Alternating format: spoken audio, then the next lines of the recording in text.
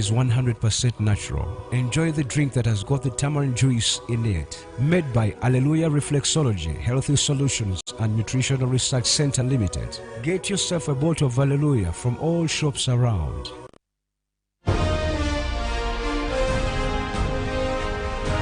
Live from UBC Studios in Kampala. This is Good Morning Uganda.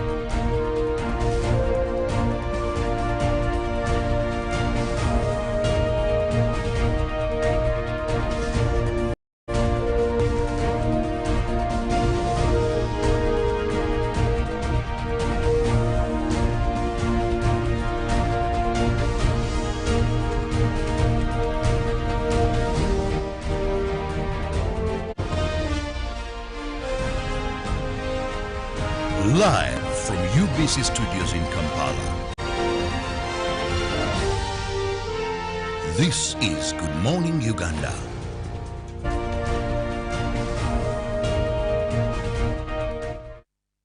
It is another lovely morning, I must say, nevertheless also marked by a bit of darkness as of what did happen yesterday, where we did see an attempted assassination on the one General Katumba Wamala. Nevertheless, at least 2 lives were lost, that is for the driver and his daughter. Well, we must also start this broadcast by sending our condolences to the family of General Katumba Wamala and also the family of his driver. Now, we do take notice of this as a painful gesture that did happen against the forces of the UPDF and also Uganda at large. Now, good morning all our viewers, and once again, thank you so much for starting your day with us here on Good Morning Uganda. I come here with my colleagues, that is Kirabo and of course Priscilla. Good morning, Priscilla. Good morning to you, Felix Nkunda. Good morning to you, all of Uganda. Just when we've had a 24-hour dark cloud over our country, our hearts are with the family of General Wamala Katumba at the loss that they're having in their home, and we pray that God will see them stronger through this season. My name is Priscilla Nalwoga, and welcome to Good Morning Uganda. Indeed, a dark cloud hovers all over this country following the attempted assassination of General Edward Katumba Wamala and of course the death of the daughter, that is Brenda Nantongo Wamala, and that is the driver. But we thank the Lord that at least the life of the general was spared by his grace, and also we continue to pray and believe that the culprits will be brought to book.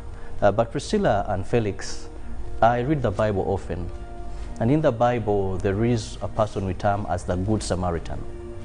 Yesterday, as I was watching a number of these clips, we saw people in fancy vehicles driving past. The general was injured, but then the border people, sometimes whom we take as hooligans and maybe less of esteem in society, they were bringing efforts together how to get the general to get medical attention, and even debating, is it multiple, is it Malcolm, where best can we take the general? And he was transported on a border to that. That reminded me of the Good Samaritan in the Bible, that when the clerics and all passing and leaving this person, one Good Samaritan was able to save him, put him on the horse, take him to hospital, and pay all the bills.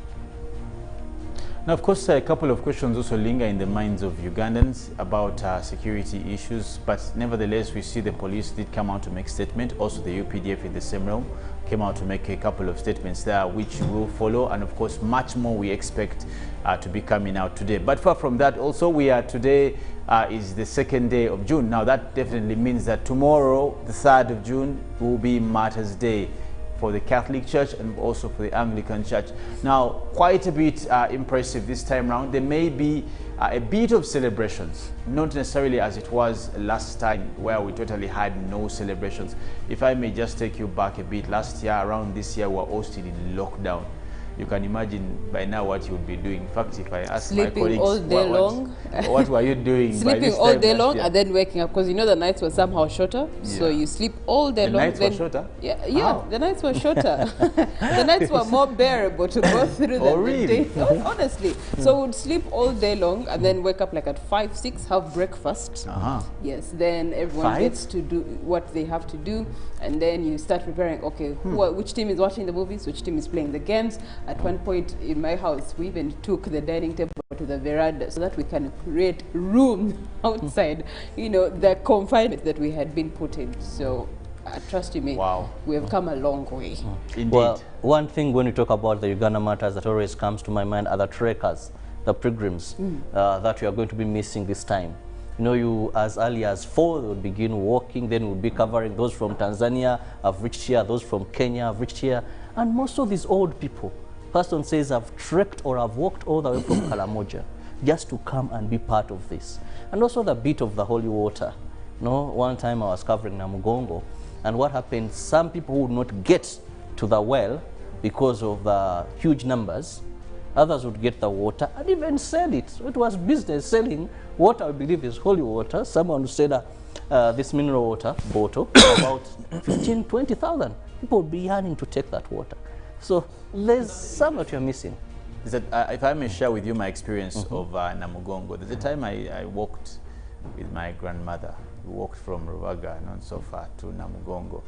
But it seems short, but it was quite a journey. Because it's a straight line, right? Hey, man. Want to and do you know, some bit of singing, because you know what makes the journey shorter? If you look at most of these pilgrims, they are singing, they are jubilating, they make stopovers. But if you just decide to walk Musururu Moja, then it could be a bit longer. But you know, there are many, there are numbers, there's some chatting around, singing and dancing. I think why it was a bit long, so long from Rubaga, yet one can walk from Masaka, Kalisi, Karamoja, Kenya, Tanzania to come and join, is because I think you lack that jolly mood of doing things. but something quite interesting about Martyrs Day that I grew up sort of like reminiscing about is the names of the martyrs. It is something for us to think about. For example, when you came to the Catholics, there are about 23 martyrs, and if you sort of like listen to their names, they were like statement names. They're like Buza Badiao, you know, Gonzaga Gonza.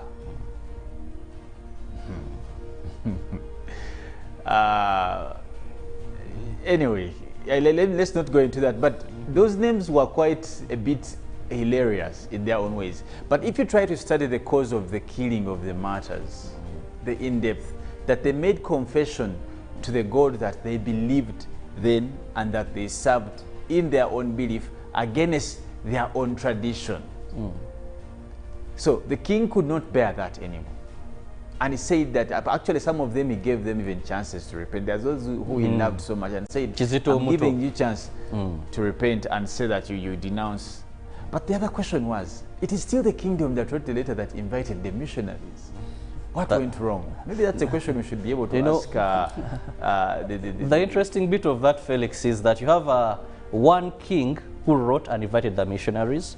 Then you have one who comes after him, and for him he does not succumb to what the predecessor believed in. So he comes out and looks at these as political rebels in one way or the other that were against showing their loyalty to the king. He said, well, if you can't denounce a foreign religion, a foreign faith, then you're rebels and you deserve to die. Let me just ask something for the two of you, and as just we leave this story. What is that one thing that you would die for? Let me start with Priscilla. There's nothing. There's nothing. Robert, is there anything you would die for? Yes. What's that? My son. It will be a matter for your son. Yeah, Why? If you want to. Why? If there is anything and I have to choose between life and my son, I'll be honest. I would. Yeah, it's a parental DNA. They just have that protective shield at whatever cost that could be interpreted as.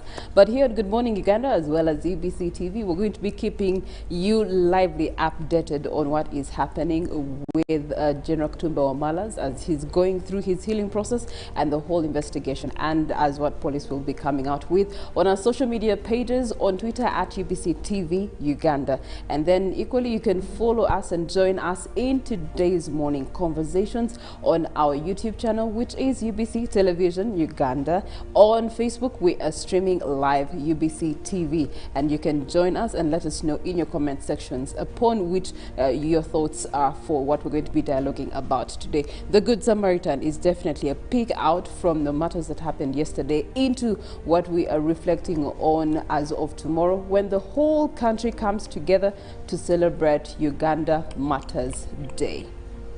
While talking about events that happened yesterday, we'll take a look at some of the stories that were in our news bulletins, beginning with that is the attempted assassination of General Edward Katumba Wamala, where His Excellency Yoweri Kaguta Museveni had a message regarding this. That is, President Yoweri Museveni said that they already had clues on the killers that shot at General Katumba Wamala's vehicle, injuring him and leaving his daughter and driver dead. The president said he talked to General Katumba Wamala twice on phone and is being well managed. In a statement issued at Nakasero State Lodge in Kampala, the statement read in part, "We shall defeat the criminals as we did in the past. We already have clues to those killers. The pigs who do not value life shot at General Katumba, killed his daughter and the driver and injured him. Condolences on the loss of the two Ugandans," he said. President Museveni said that besides the new system of digital beacons on all vehicles and border borders will eliminate the misuse of vehicles and border borders to commit crimes. I quote, "I wish General Katumba Wamala quick recovery." It was yesterday morning at around 8:30 a.m. along Kisota Road in Kisasi. Armed assailants on two motorbikes tried and shot at the vehicle of General Edward Katumba Wamala, injuring him and killing his daughter and driver.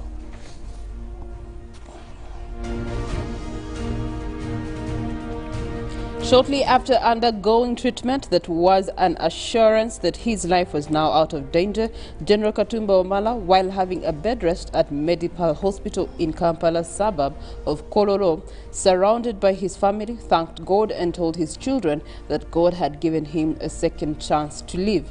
However, he was concerned about the death of his daughter Brenda Nantongo, but told his children that Brenda will be buried nevertheless.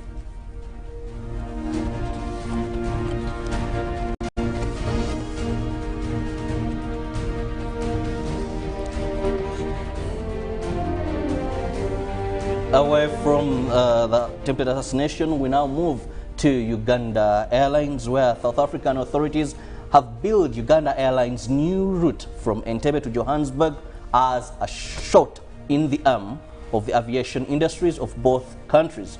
This revelation was made at the launch of Uganda Airlines' latest route at Oliver Tambo International Airport in Johannesburg. Johannesburg is the 10th route on Uganda Airlines regional network. The airline will now operate 4 flights a day to South Africa using the CRJ 900 jetliner from Bombardier. And this new development comes as a relief for many travelers between the two countries who have been enduring long transit hours on trips to both destinations. For the South African Authority, this will go a long way in fostering economic cooperation between the two countries. The airline is also in advanced stages of finalizing with acquiring of air operation certificate to the two Airbus A330-800 Neo aircraft. And ahead of tomorrow's celebrations, 200 people have been accredited by Church of Uganda to attend Martyrs Day celebrations at Namugongo Shrines on 3rd of June. The Archbishop of Church of Uganda, the Most Reverend Dr. Stephen Samuel Kazimba, revealed this during a media briefing at the Archbishop's Palace in Namirembe. As we still mourn the death of two Ugandans following the attempted assassination of General Katumba Wamala, Uganda People's Defense Forces top leadership has taken over the burial of General Katumba Amala's daughter, Brenda Nantongo, who died in an attempted assassination to take away the father's life by unknown assailants at Kasota Road in Kisasi village, a Kampala suburb. The burial will take place today, Wednesday, at the General's home in Nigeria. Apparently, arrangements to offer a decent burial to Brenda are underway. However, General Katumba Amala, now hospitalized, has appealed to mourners to observe the standard operating procedures set by the Ministry of Health in stopping the spread of COVID-19.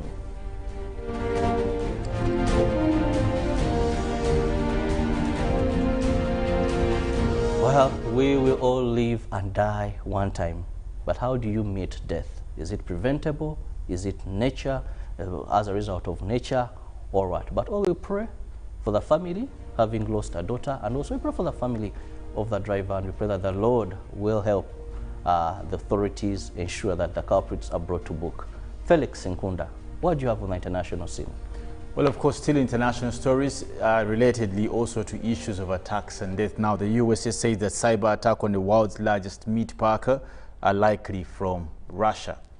Now, while we see Brazil's JBS SA told the US government that the ransomware attacks on the company that disrupted meat production in the North American and Australian originated from the criminal organization likely to be based in Russia, and the White House said on Tuesday.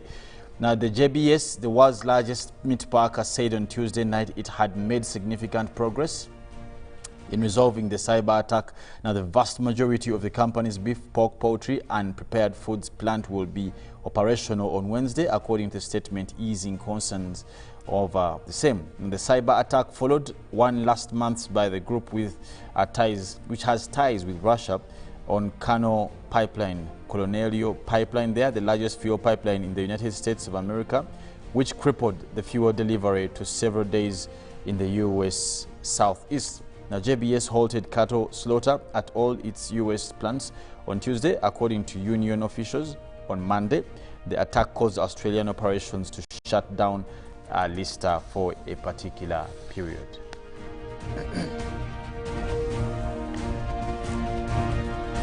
Now, in other stories, over 90% of people in the war-hit Tigray need food and aid.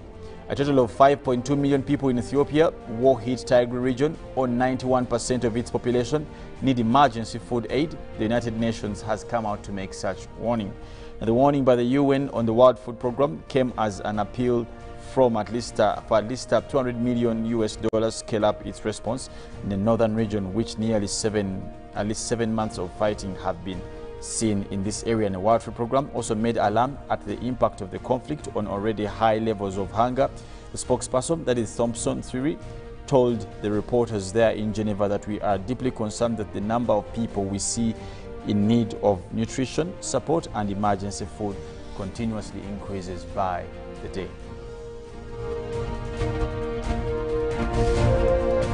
Now, still looking at Africa, while we see Mount Nyiragongo, 500,000 without water in the DR Congo.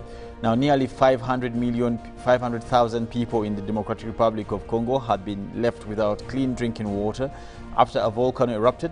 Now, the charity Medicine San Francisco there came out to make such statements and warnings that it says because of the cholera endemic there that happens in Congo, it does pose a big threat in the same region where the volcano erupted. Now, a reservoir and pipes were damaged where Mount Nyiragongo erupted, that is on the 22nd of May, and hundreds of thousands of people are still unable to return to their homes due to the damages that were caused by this volcano that did erupt last month.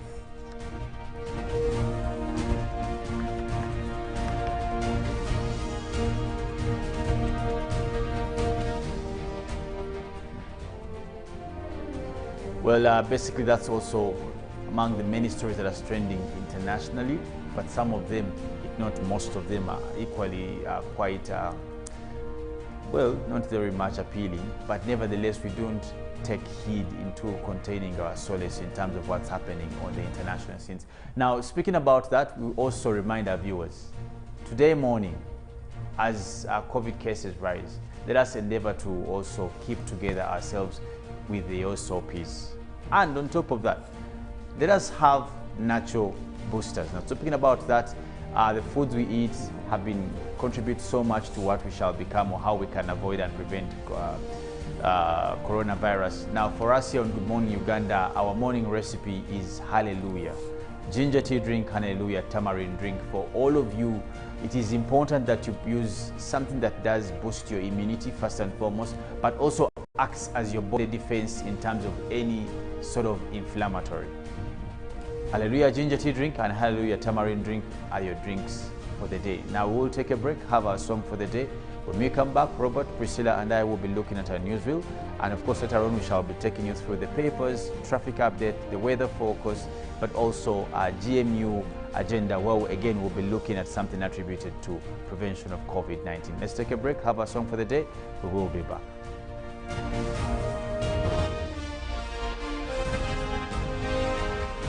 Live from UBC Studios in Kampala.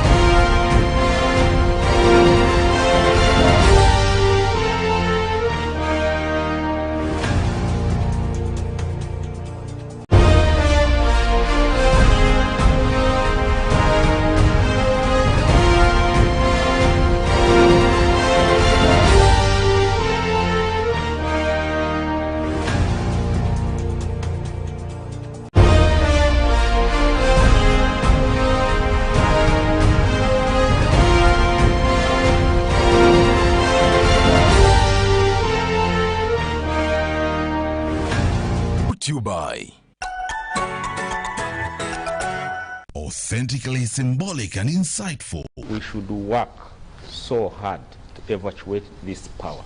Behind the Headlines, every Wednesday at 10 p.m. with Charles Odongto, was brought to you by... We've cut and reduced our MTN Momo withdrawal rates. Now you can withdraw mobile money at the lowest rates. You also get MTN Central Points when you deposit, send and withdraw MTN mobile money. Visit our Momo agents countrywide and withdraw mobile money at our reduced rates from 1st May 2021. Everywhere you go, MTN.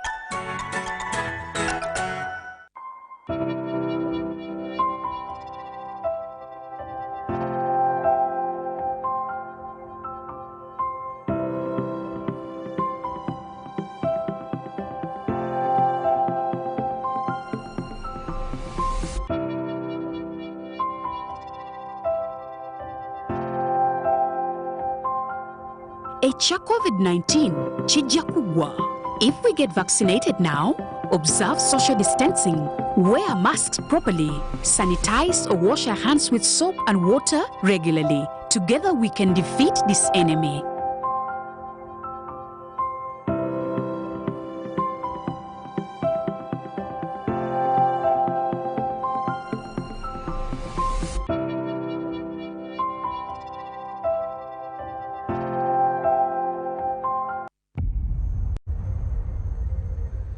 What does it mean to be closer together?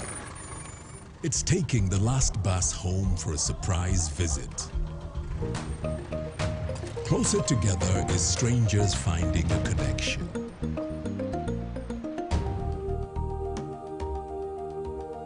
It's bringing home something much more than a box. It's the warmth of home, or the beginning of something new. There's magic in sharing the things that we love, because it's those things that bring us close together.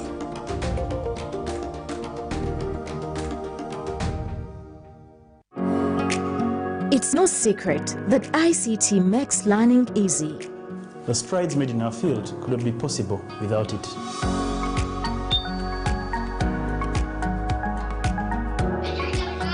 And now we can watch our favorite show. My radio is my best friend. UCC provides an enabling regulatory environment and policy guidance for healthy competition. We also facilitate ease of doing business in the communications sector through licensing, standardization, spectrum management, tariff regulation, rural communication development, and consumer empowerment. An informed consumer is an empowered consumer. UCC supports local content and innovations. Driving the development of a robust communication sector in Uganda is Uganda Communications Commission.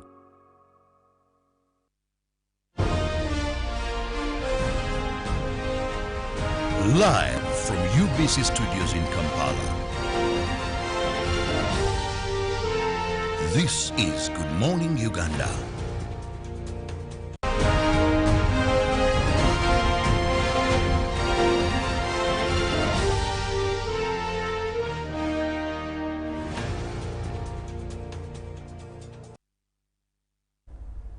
Good morning once again. In case you've just joined, this is Good Morning Uganda on UBC TV. So please make it a date every weekday from 6:30 to begin your day with us, because we inform you, we entertain, but we also set the agenda of the day. Once again, I'm Kirabo Nyonyintono with my colleagues Priscilla and Felix Nkunda. Well, every 3rd June on the religious calendar, it is very known that hundreds, thousands, even millions gather at Nalwoga Martyrs Shrine to celebrate the lives of the Ugandans who died because of their faith, what they believed in for Christ. And this was a very big turning stone as far as spreading the gospel and evangelism in this country. We had 23 Anglican martyrs and 22 Catholic martyrs. Of late, I saw Professor Katerega also mention that there are also Muslim martyrs, but that is yet something. And also they are celebrated, I think, a day before, but that is what you're going to be looking at. These people died because they said, we will not denounce our God, will not denounce what we believe in. And Kabaka Mwanga II said, okay, then death will be a solution. It wasn't easy. They were killed in different sports. And of course, some really beheaded, others was so very threatening, maybe to deter others from following suit. But actually, this was more of a steering wheel to the evangelism we see today and Christianity in this country. Felix, when we talk about the Uganda Martyrs, let's first understand. We see Kabaka Mutesa writing a letter inviting the missionaries to Uganda to come and spread the gospel. But later, Mwanga acts on contrary and says no.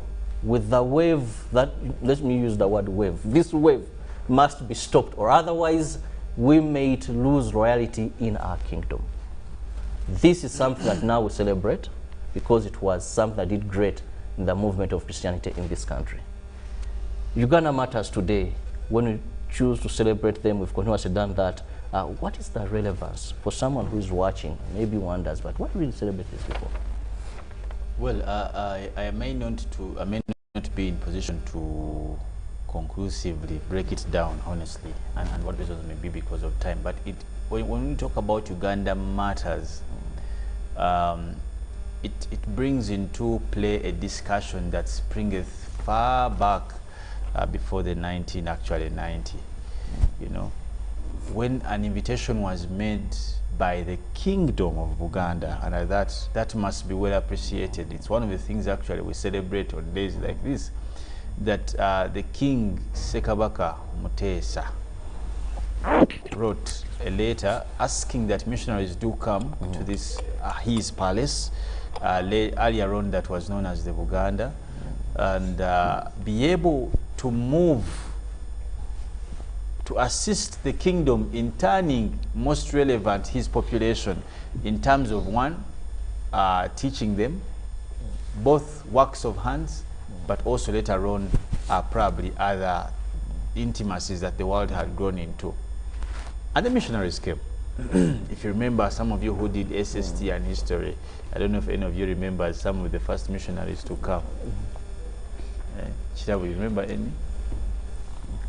Yeah? Continue. Anyway, when the missionaries came, their basic duty was basically to educate. If you remember, the king wanted to deal with three major issues: education, health, and also the bit of security. And if you notice that most of the premises where there were kingdoms then have schools around them, have hospitals around them. Just a matter of mention, Rubaga, Namirembe, even Chibuli. They all had, those were kingdom areas. But that is basically the junior history of their thesis. But if you want to talk about Martyrs in particular, the Catholic Church and the Anglican Church celebrate Martyrs Day in resonation of those that gave their life for the believeth of the faith they had. Now, at the point of martyrdom, what had happened then in the kingdom was that there was a concrete and evident contradiction between the religion of the kingdom, if I may call it, and also the foreign religion, again, if I may call it.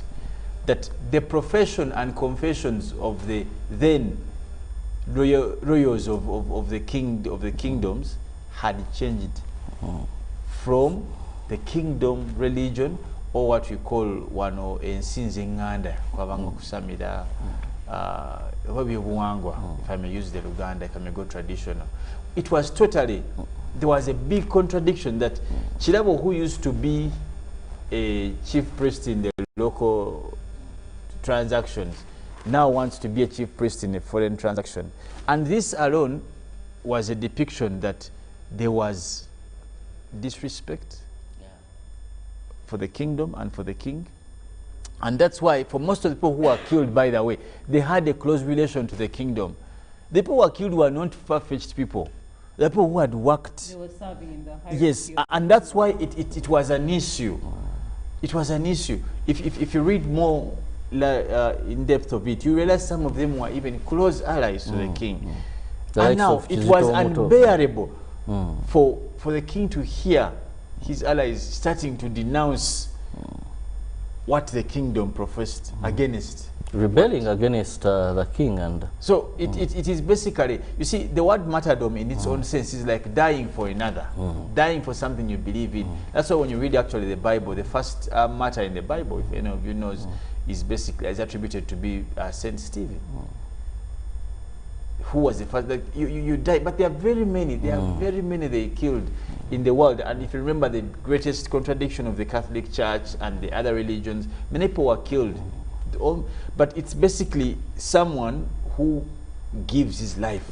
So it stems from a place of allegiance, loyalty. Definitely, and belief that it's okay. That's why Ali was asking, what is that thing that you would die for? So if you die for your child, they would consider you to be their martyr, because you have given your life for the sake of them to be. Let me tell you, maybe the Catholic faith and the Anglican faith wouldn't be where it is today if these deaths hadn't happened. Maybe, I'm using the word technically, maybe, because from that then it became news. Even to the people who did it, yes, even the people who did it, who killed them, it was a big message that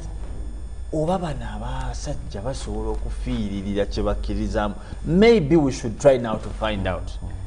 That thing that you're willing to die for is not something usual. That, in fact, for us in the Catholic Church, it's something that is believed to have caused a lot of ministry grew thereafter. And probably that's why there's reason to celebrate Martyrs' Day. Because on top of just the celebration of their lives, we celebrate ministry.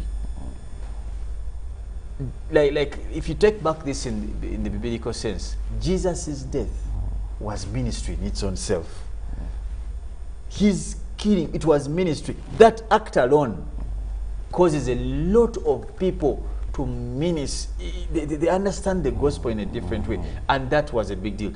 3rd June is a day that is celebrated internationally. At least I can speak for the Catholic Church, that the readings they will be doing here in Uganda, even the smallest parish in Sao Paulo, somewhere in Brazil, somewhere in Russia, somewhere in Fontem in Rome, somewhere in Congo, mention a place where there is going to be mass on Wednesday, they will talk about Uganda. Every church that, as long as it subscribes to the Roman Catholic, will discuss, will preach about the Uganda matters. And that's how big it is for Uganda. Now, because of that's why Robert earlier talked about people come from everywhere in the world. And that's a big deal. Yes. That is a big deal. It also puts Uganda to stand out as a beacon in terms of Christian ministry and Christian faith. It's a beacon because every day in the Catholic Church they talk about saints. Saint who, the day of the saint, the day of the saint, Saint Benedict, Saint this. On the 3rd June, all over the world, they will be talking about the Uganda Martyrs. And that's a big deal.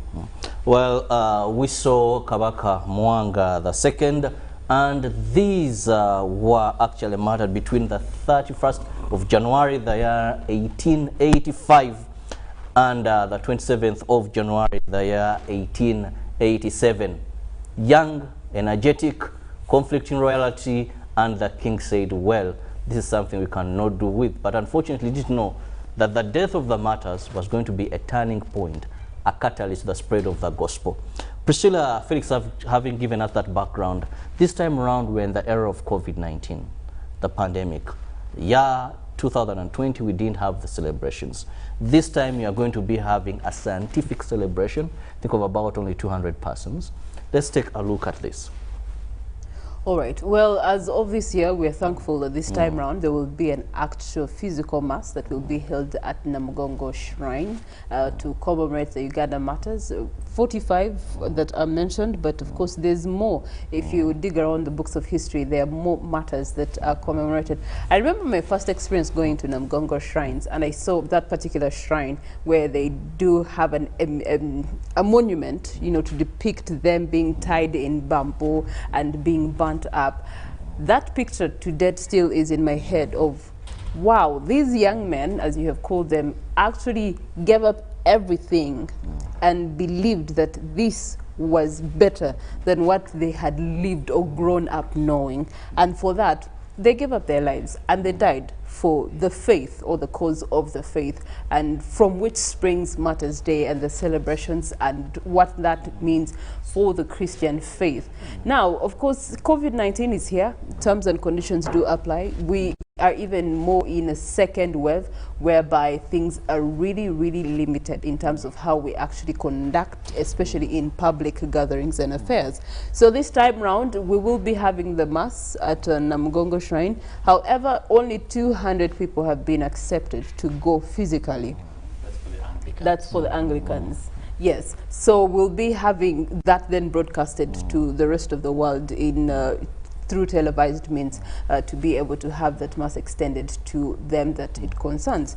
But also, given the fact that yesterday I was watching the choir of Masaka that is going to be the official choir for the ceremony, they do have their instructor, Demian Mobiru, who was very eager and excited to actually be on this team for this this year 2021. You had some old ladies there, you know, they had to go through screen testing, they had to go through COVID-19 testing, and then equally also it's a privilege. Not everyone, not just actually previously they were supposed to have a choir of 500 and now they're only coming 60 because of COVID-19. So I saw how they were jubilating that who am I to be among the 60 that have been selected at that time that are going to be ministering when it comes to the Martyrs Day celebrations. Yes, of course we're going to be missing, you know, the trekkers, the great trekkers who come from different parts of the world to commemorate this day with Ugandans. We're going to miss that a lot because they also add vibe to the essence of this very day of Uganda Matters.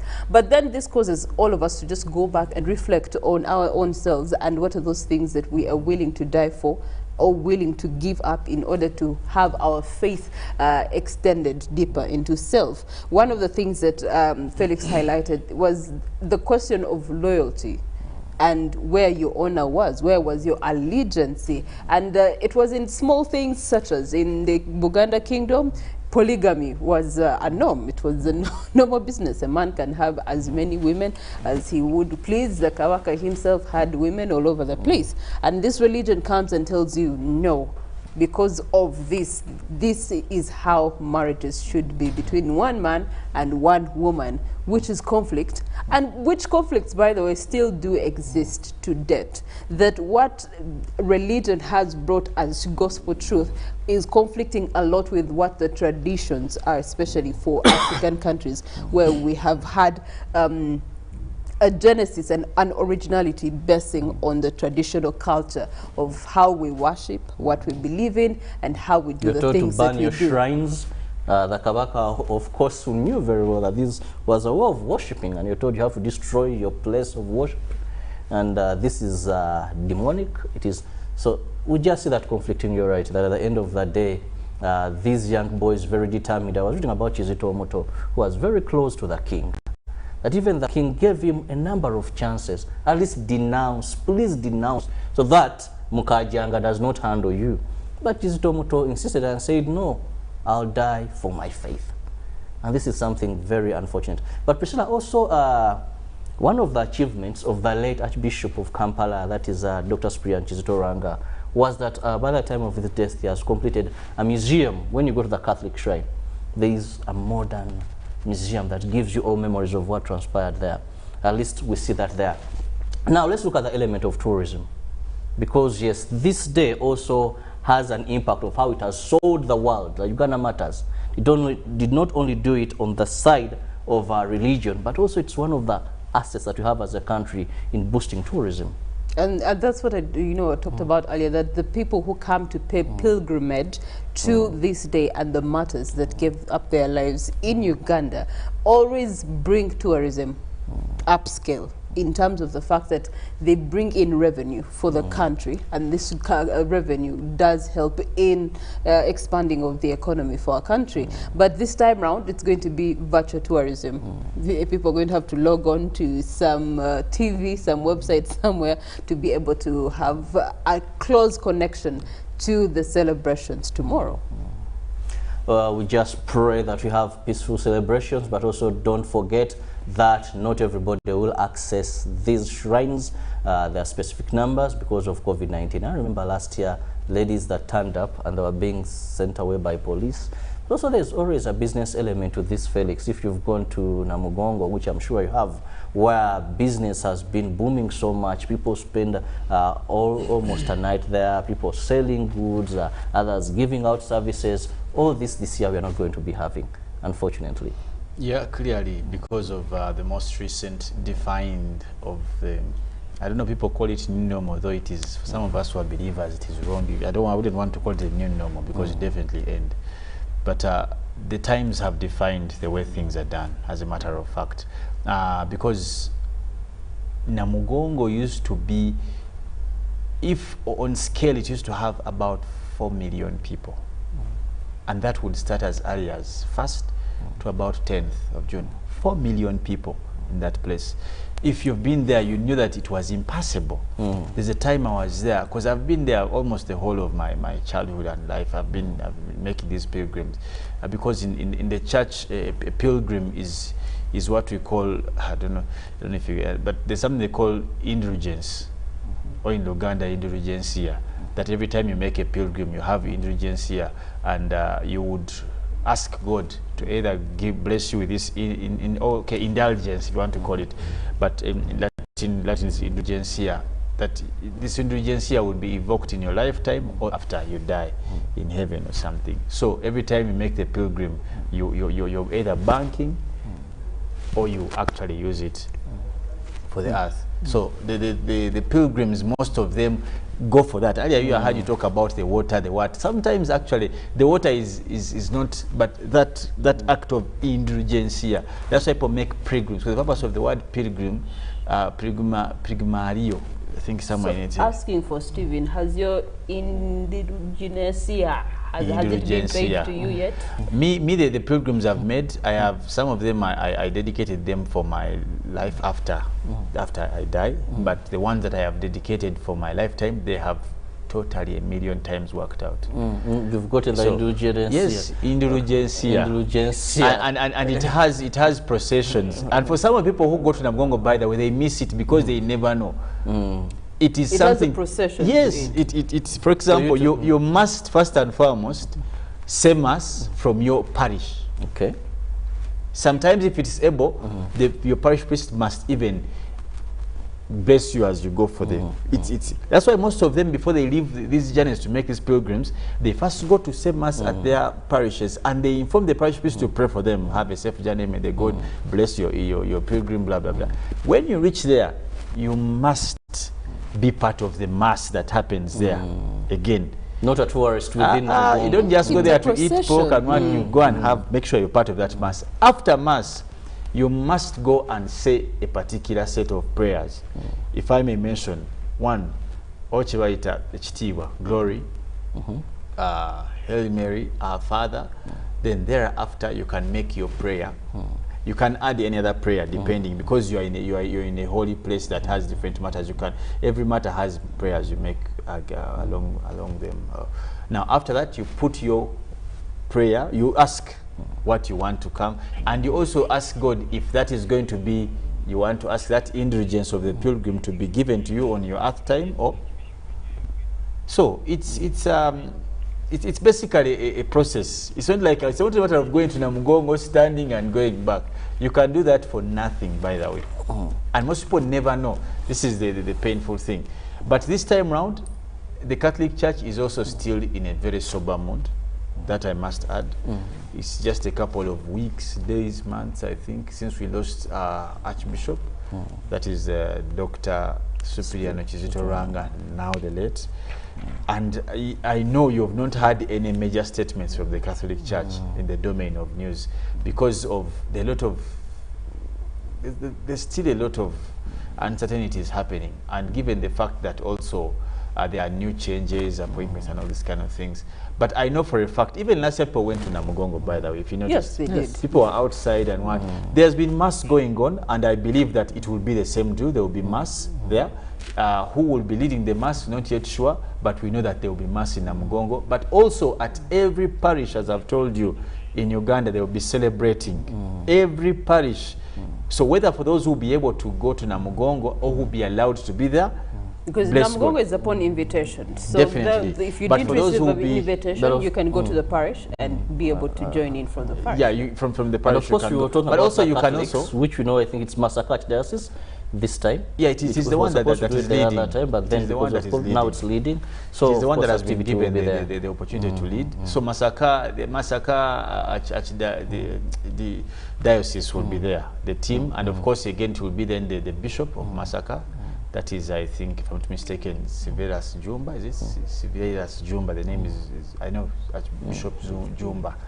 So the English name is Silvera, something like that. But it's Bishop Jumba who we anticipate will lead. We can't wait to hear the message coming from him amidst this grieving moment of many challenges. COVID, now the deaths that are happening, but also internationally, the world is in turmoil. Go to Congo, go to Palestine, Israel, Mali, go to Mali. You saw what's happening in Nigeria. Go to Niger. We would want to hear a message that to build hope. Really, we are yearning as sheep, as followers, as believers, to hear something to energize. But otherwise, people are down. There's a scare of another lockdown. You can all these things. So we celebrate Martyrs Day amidst a bit of somberness in the population, and clearly it is evident. These were days of jubilation, if you remember.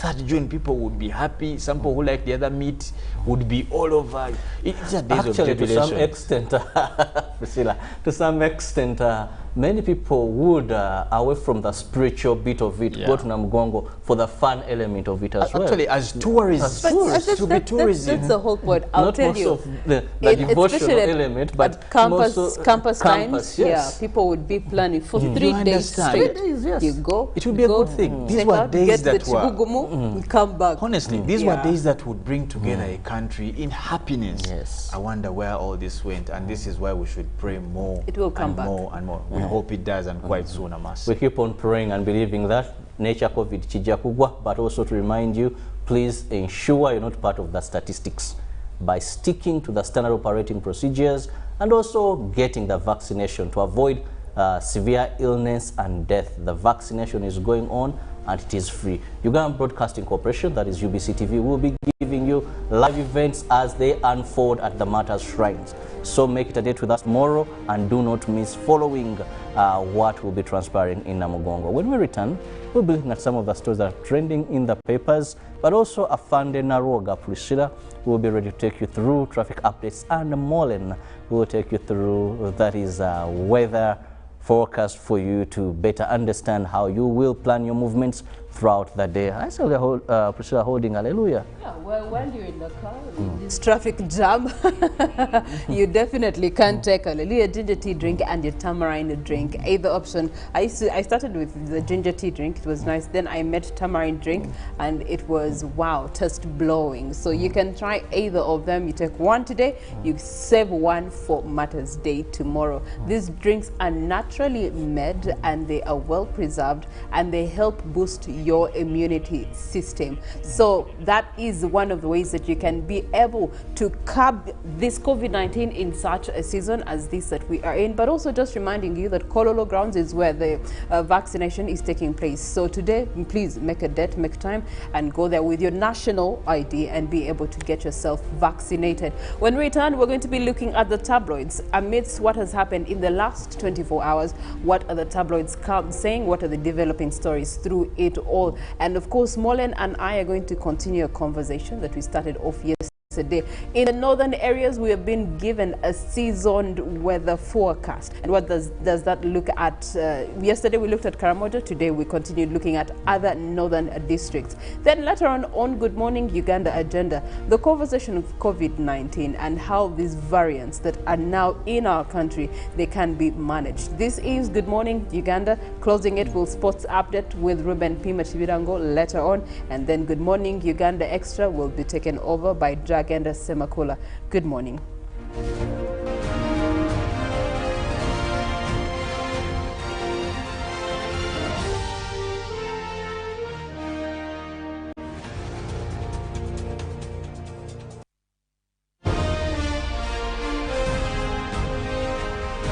Live from UBC studios in Kampala.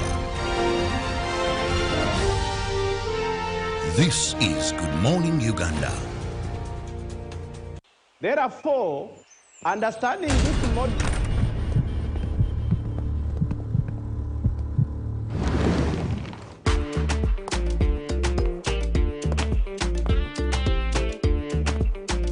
Hey, excuse me, lady. Who do you think you are? A queen? Hey, haven't you heard? Get Airtel Chillax bundles and browse like a queen. Get Airtel Chillax bundles that do not expire and browse like a queen or king. Dial *175# or use My Airtel app. Airtel, the smartphone network.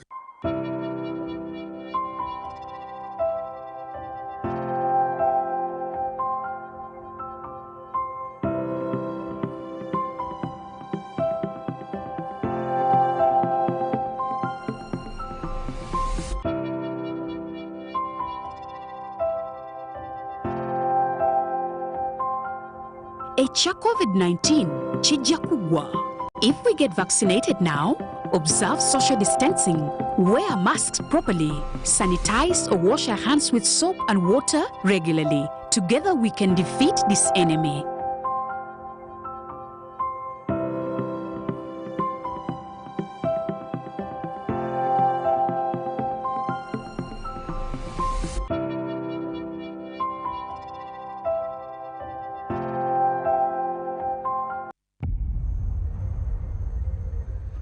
What does it mean to be closer together?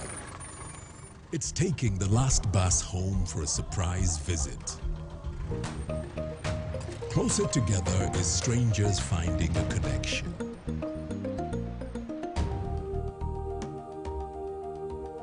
It's bringing home something much more than a box. It's the warmth of home, or the beginning of something new. There's magic in sharing the things that we love, because it's those things that bring us close together.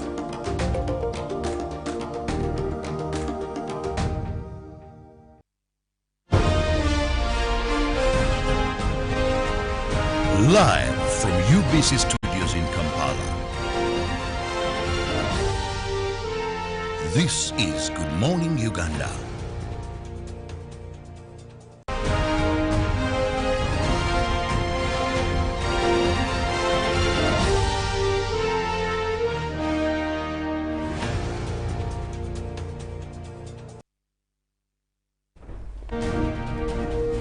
Well, so much is happening in Uganda and of course outside the country, but we make it our main objective to ensure that you start your day a very informed person of what is happening both locally and internationally. It's time we look at some of the stories in the dailies. In the New Vision, a very big headline: who was behind Katumba attack? That is a question, and security experts speak out on shooting of the general. A picture there of forensic experts trying to ascertain or pick some evidence from the scene of crime. And then still in the New Vision, we look at that is COVID-19 updates, where 614 new cases of COVID-19 were registered. So please, once again, ensure you're not part of these statistics. 80% of the people are symptomatic and they may not have any signs. Then Money Matters, Uganda receives that is 3.8 trillion from diaspora remittance. That is money gotten from our brothers and sisters overseas and send it back home. Then they give you a timeline of events, how they unfolded. 8:28 a.m. Katumba set off from home. Then at 8:35 stops to buy newspapers at Kulambiro, Kisota Road. Then 8:47 to 8:58 assassins open fire at the car of the general. Still a mother's pain. General Katumba Amara's wife speaks out. That is Catherine Katumba. Then also see Museveni vows to defeat attackers, responding to the attempted assassination of General Katumba. Then a profile of who is General Edward Katumba Wamala. Now in the Daily Monitor, Katumba shot 56 times. Foster General alerted family early this year on the danger of his life, and very much more. Again, they are revealed. They also give you in photos what did transpire there where we see one of the attackers targeted the tires and the driver bringing the vehicle to an instant standstill, and the other pair of assailants approached from behind, showering the car with bullets there. And of course the bodyguard, Sergeant Khalid, that is who escaped unhurt, returns fire, shooting one of the escaping attackers. Okay, now inside the paper, we'll be looking at schools in a fix over COVID-19 outbreak of the second wave, and coronavirus has put institutions of learning between a rock and a hard place, with others sending students home. China 3-child policy sparks tales of trauma there. And of course from the archives, Muhammad Chibidige Mayanja Center here looks at wife signing his presidential nomination forms there. That was in 1996.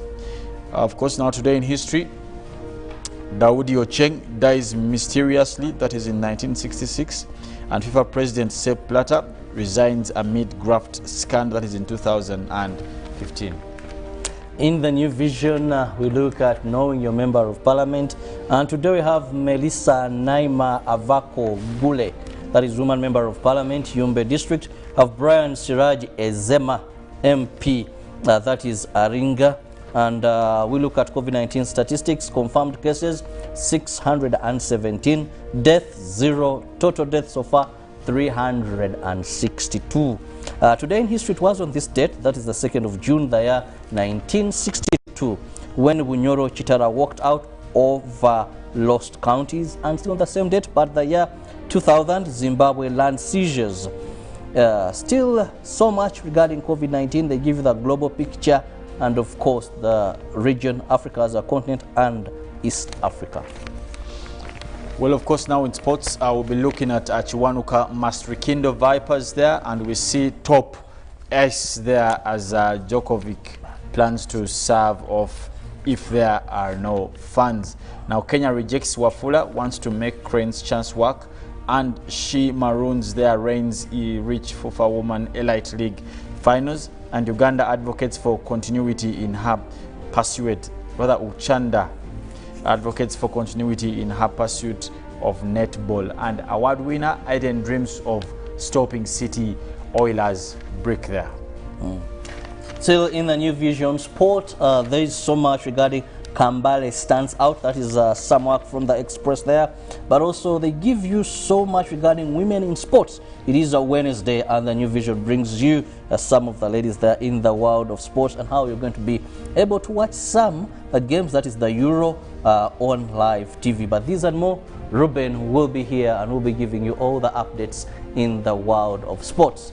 Now, Felix, you're reading Today in History, and we see, I wonder, people who contest for presidency in this country have a few that keep around, then the rest seem to go forever. Never let go, Chalia.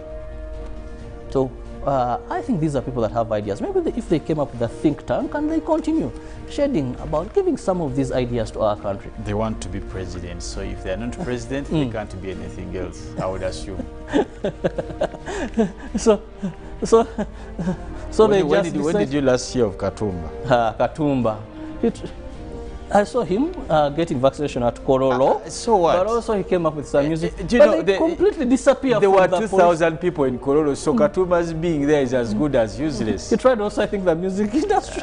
But really, I think this one should come up and have a think tank of former contestants in the presidential race, so that we can at least have some more information, rather than just saying, I didn't go through, then that comes to the end. The bright ideas that you had, the manifesto, maybe you could help shape some issues regarding the political arena. I see our traffic officer ready there, that is Priscilla Nalwoga, to give us more of the highlights there. Afande, over to you. Did you hear me say Katumba? Oh yeah. Oh well, surely those are some of the little things that we miss about the elections that were recently held in our country at the beginning of this year. But now President has been sworn in, members of parliament have been sworn in on council level, and every leader has now been sworn in, and now it's time for induction and orientation. assassination, a procedure that we are seeing this week in Parliament of Uganda that is being spearheaded by Jacob Olanya, Honorable Speaker. Now, speaking of which, Parliament is quite opposite UBC where we are this morning, and we want to look at how traffic is across this part of town, getting into Bukoto, just to see, have a sneak peek of what it's like in Bukoto given the incidences of yesterday. And I'm pretty sure there's some diversionaries that have been created to be able to manage the scene of crime as well as the traffic this morning. Now, from here, we want to access Mulago and see what the traffic is like in Mulago. When you move out from the Nile Avenue roundabout, you then head to the Oasis roundabout.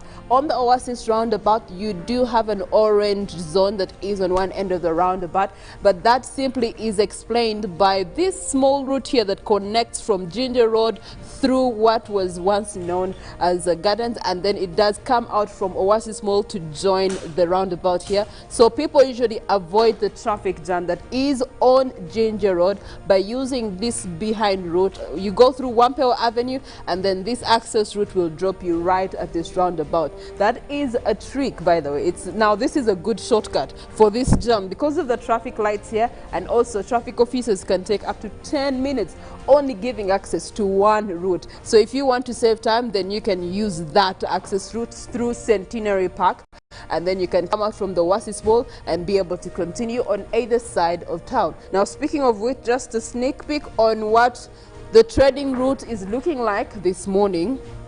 You do have some red zones that are building up down there where you have ISO. Then you also do have some red and orange zones around the traffic lights, which is explainable. The traffic officers are doing their job. Now you do have a long stretch of traffic building up from Mukwano Road, trying to get into the heart of the city and access the trading route, which is the Kampala Ginger Highway. Equally a sneak peek onto the roundabout, the Airtel roundabout this morning. As you can see, a stretch of a red zone from Nakawa onto Kampala Ginger Road is where you do have traffic, most especially because people are probably having like 4 lanes right here for the this to become a red zone. And then also the fact that traffic around the air roundabout is equally very slow. Surprisingly, the route connecting to the roundabout from Bugolobi is clear this morning. The red zones is because of the fact that you do have some people here that are being offloaded to go to internal affairs, pick up their passport,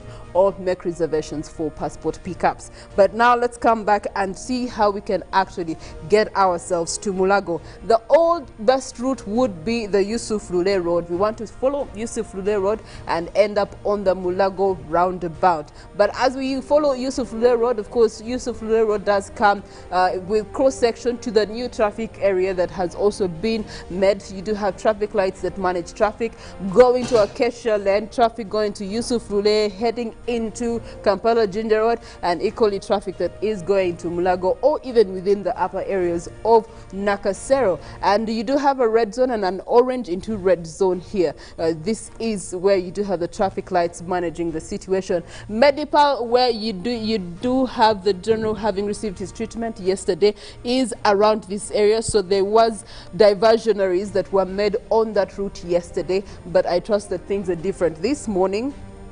Away from that, we get to look at the rest of Yusuf Lure Road being a clear route, and then it leads us into Mulago, connecting to Wandegea. Now, also on the Mulago roundabout, surprisingly, today is Wednesday, midweek, and Mulago roundabout routes were clear up until a minute ago or a second ago, when you have had a red zone appearing out of the blue and an orange zone appearing also out of the blue. Now, this traffic is coming in from Kalere, and then you also do have traffic that is building up that is on Yusuf Lule Road trying to access the roundabout. But the rest of the routes are clear. When you look at the stretch of the routes on Be Nicer Road, surprisingly, it's all green, meaning that you can actually access it easily and very fast this morning. When you look at Old Kira Road also, it's looking at green route, meaning that it's actually clear. There's no traffic jam as expected usually around Mulago Hospital. Sneak peek into Wandegea. When we look at Wandega, it's one of those areas that is done a good job in maintaining the SOPs, especially in terms of curfew. So kudos to the Wandega police post and the work that they are doing in managing traffic here and helping the country keep the SOPs for COVID-19. Now, red zones and orange zones just around the trading center and the traffic lights, which is most expected. Equally, this route in particular brings in a lot of commuter taxis with lots of people, and so those are definitely going to be affecting the flow of jam, implying that the red zones is simply because commuter taxis are stopping one after another, trying to offload and unload passengers. But we go back to Mulago and try to pick on what Old Kira Road looks like this morning. It's actually all a green road. Even when we look at Acacia, that is a newly done road just waiting the unveiling by KCCA, it's equally also a green route, meaning it's a very passable route this morning.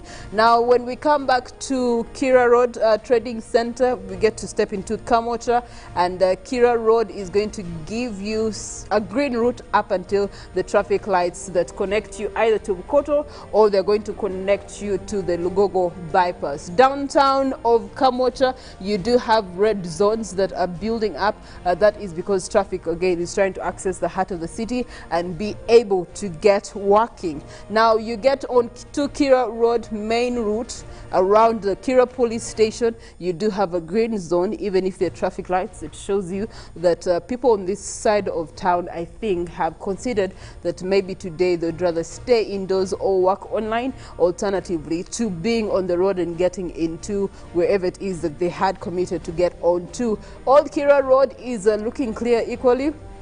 Then we get to look at Bukoto. Entering into Bukoto, you have Bukoto Chisalo Road that is looking equally clear. It's usually a red-orange zone because it brings in a lot of traffic. Around Chaliwajala, you also do have some clean routes that are going through there. The rest of the route, Bukoto Ntinda, is also surprisingly looking clean this morning, meaning that there's no traffic buildup as would have been expected. Of course, in Ntinda, you do have construction that is still ongoing, drainage works that are happening, especially on the trading center cross route, and that has been causing a bit of jam, but routes to and from are all looking clear, so there's nothing for you to worry if that has been your access route. Now we then get to see the back routes. Mukalazi Road is also one that leads into Moyo Close that brings in traffic into Old Kira Road. It also does not look so bad this morning. It's actually a clear route.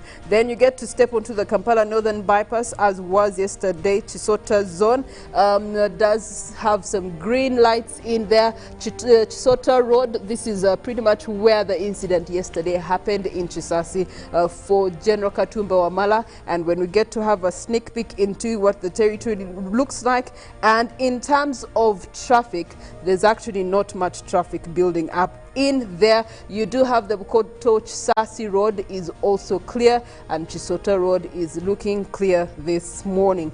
Well, speaking of which, it's a wonderful morning weather-wise, and yesterday there were some grey clouds that were building up. I was thinking, oh, Molan, it's going to rain, but it never rained. They were swept away by the winds. Now, Uganda is pretty much a tropical country, and the fact that it's landlocked, the best influences for the weather and how it's moved is either nature that we have in terms of forests and the lakes or the water bodies, or even the winds that cut from DR Congo or from South Sudan or from the mountains of Kenya. Those are the big factors that influence weather in Uganda. Good morning, Kenyana. Good morning to you, Priscilla. How are you? I am fine. I'm very impressed with your knowledge of how weather is influenced and all those factors that actually contribute to the weather that we have. Very impressed. All right. So are you getting any private lectures? No, of course, when you are with a graduate, a lot of things do change, don't they? Now, yesterday we were talking about the northern region and how, you know, the season is going to be changing for them for the coming months, starting this month on to, you said about October, September? It's starting June up to September. All right, so yesterday we looked at Karamoja. Now the northern area of Uganda, I have traveled a lot there, and they most have hot and dry conditions when it comes to weather conditions. Yeah, they're actually the hottest part of the country, sector of the country. If you are been used to living across central or mostly southwestern Uganda and you travel to the north, you will be surprised. It will feel extremely hot. But that is the case for northern Uganda. It has been a hot region and mostly associated with dry weather. So this is why this season is actually very important for them. Okay, all right. Does this have any relation to do with the sea level and the altitude of the area? Yeah. For example, actually, Karamoja, it's a low-lying area. And most times what that brings to them is they always have moderate winds compared to the rest of the country because of that flat nature of the area. Because you see some of the winds that do come from the Indian Ocean across over through the Kenyan coast, sometimes even those coming from upper side of Somalia, and those come direct as easterly or southeasterly winds through over to the Karamoja region and in turn also northern Uganda. So that creates an influence on the winds there, which in turn also influences the weather that is received in that area. Okay, yes. All right. You talked about influence. Does Uganda, being a landlocked country, have any influence on the weather? Yeah, the weather really may be the fact that some of the effects from the sea, if we were to have, for example, you're looking at Madagascar, those areas that are usually hit by the tropical cyclones, the depressions over there. So the coastal area is usually the one that actually gets affected first, but still, the effect can proceed inwards, and we could also get some of those effects from, in case we had characteristic effects from tropical cyclones or even any other activity over the sea. But being landlocked, really not that it would change our climate, but maybe the fact that we have the equator going through our country. You do know that we have the equator going through, Priscilla? Yes, we do. Yeah, so that brings in a little bit of us being at the center of the tropics. And I can tell you that brings in mostly hot conditions. But we've lived to manage this, for sure. Okay, all right. Yes. Now, we do have 3rd June that is coming here. Tomorrow, we'll be celebrating Uganda Martyrs Day. Before COVID-19 did hit the globe, what has been your experience of 3rd June? Do you also go for indulgency, or as Felix Nkunda does? Well, it's a very important day, really, and for someone who is very spiritual, I am spiritual, and I believe in the fact that we take this day to celebrate, to take down memory lane and reflect on our religious beliefs. It has been a very good experience. I've been there myself, and this year it's actually unfortunate that not a lot of people will actually be able to access the area, because the experience was really good and fun and nice. So looking at how it is like now, it's kind of unfortunate, but yes, it's what we have to deal with now. It is what we have to accept. Yeah. All right, going back to the weather, the northern part being so dry and warm at the same time, what does this have in terms of impact when it comes to the nature of agriculture that is practiced in the northern part of Uganda? Yes, actually, this northern Uganda has been, like I said, mostly characterized with dry weather and warm temperatures. Like we said, it also it is the sector that is warmer across the whole of Uganda. So they have been subject to a lot of shocks and stress in the past. And today we want to take a dive in and look at much of the stress that it has caused in terms of agriculture and also most of the activities that are over northern Uganda. We want to look at mostly some of these districts and also how it has been affected. We want to look at this graph here that is showing the shocks and stresses by the district. Now, when you look at this blue part, this is a beam, and we have the pinkish one there, which is Kotido, some of these areas. Now, we want to look at how they have been affected in terms of the weather and causing shocks and stress over there. And here we can see that Kotido has been on top of that list, almost 100%. This is over to the Karamoja region in terms of poor harvest associated with drought. You look at it being close to 100. This is the area that has been worst hit by drought in the past. And we also look at sickness and health expenses related to the weather that is experienced over there. You look at what is top on the list is actually Moroto in yellow there, which is indicating the health expenses that have been incurred across the area due to some of the weather effects that are associated within that region. This is a report by World Food Programme. We also have the high food prices in terms of looking at each district, and we have top on that list, we do have Kotido still, which is the area that has been worst hit, actually experiencing most of that shock and stress from the changing climate variations.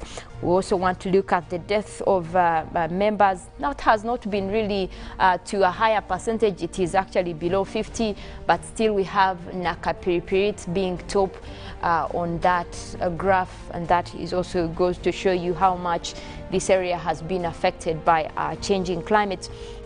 We do have crop, pest and animal disease, and top on that list we do have AMDAT across northern Uganda, that is central north. You can see it also, it is going close to 80. That means it has been really affected, being that this area is actually one of those that carry out mostly pastoral activities. They do cattle rearing, and I can tell you there has been a lot of stress there, especially in terms of water resource management over the area. So no wonder they have been affected by the crop, pest and animal disease. Now we also have a report on insecurities. It's interesting how they're actually low in areas like Abim and Amudat, but we do see a big number still up to below 40 actually, but that is over Kabong, and that has been mostly what has been seen over the years. But looking forward into what has been changed according to what we expect in the next season, we have had much of these effects repeat after season, but now, which is why we're advising people, take a look at a way to adapt and also see if you can bring in smart agriculture to cope up with the changing climate, because I can assure you the climate is changing, and all we can do, much that we can do at this point, is adapt to the changing climate. Now we do have shifts of onsets in the first season of rains from March to May. That has been over Oyam district. We look at longer dry spells, and that was between 2014 and 2017.